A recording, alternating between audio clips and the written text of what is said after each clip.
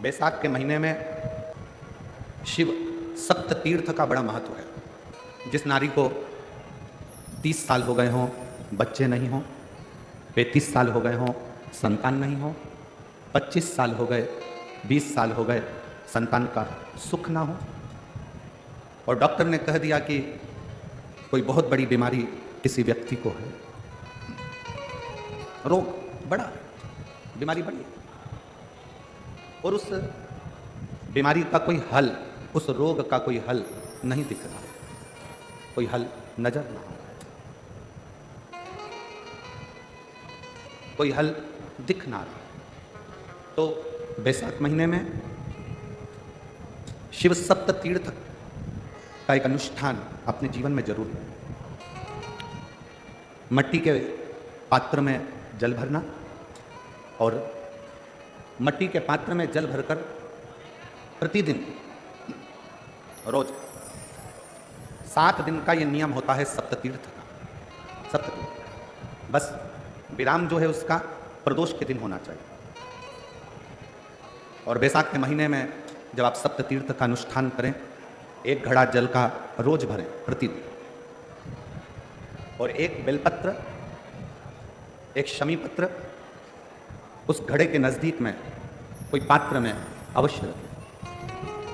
पात्र को, जो जल का घड़ा है, जल का पात्र है, उसको मट्टी के ही दीप से या कोई श्वेत वस्त्र जिसको मला गया हो, धोया गया हो, साफ हो, उस वस्त्र से ढक दें। एक दिन एक शिवालय में जाएं, शमी पत्र अशोक सुंदरी वाली जगह पर समर्पित करें।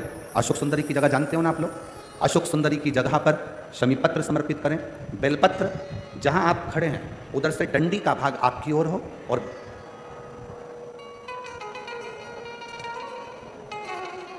जहां आप खड़े हैं वहां डंडी का भाग आपकी ओर हो, और बेलपत्र शिव जी को समर्पित करा जाए। फिर जो मट्टी के पात्र में जल है वो भगवान शंकर को अपनी कामना कर कर शिव जी को समर्पित करो।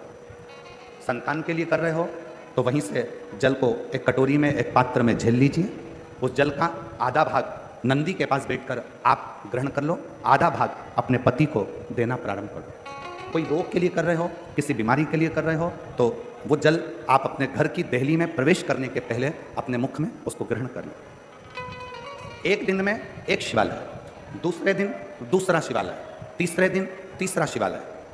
अगर अपने नगर में, अपने गांव में, अपने क्षेत्र में 7 शंकर के मंदिर नहीं हो, यदि अपने गांव में, अपने नगर में, अपने क्षेत्र में 7 शंकर के शिवालय नहीं हो, तो मिट्टी का शिवलिंग बनाकर उस पे चढ़ाओ, पर रोज एक शिवालय अलग होना चाहिए प्रतिदिन। प्रदोष के दिन जब आप इस सप्ततीर्थ का विराम करेंगे, उस समय पर जल, जब प्रदोष काल आए, प्रदोष काल का जब समय हो जल चढ़ाओ सुबह, पर प्रदोष काल का जब समय हो उस जल का पान उस प्रदोष काल में कर लेना। प्रदोष काल में उस जल को शंकर का पंचाक्षर मंत्र नमः शिवाय, षडाक्षर मंत्र ओम नमः शिवाय या श्री शिवाय नमस्तुभ्यम बोलकर प्रदोष काल में उस जल का पान करें। बाबा को प्रार्थना करें, शिव से विनय करें। ये नियम केवल बैसाख के महीने में होता है, इसको बाकी के महीने में नहीं किया जाता है, इसको बाकी के महीने में नहीं करते, केवल बैसाख।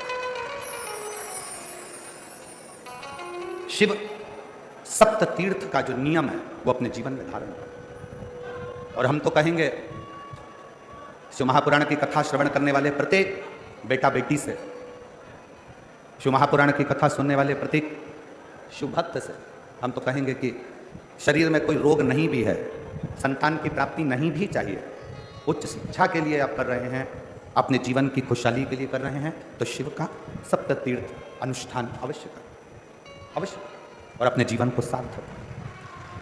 धन्यवाद।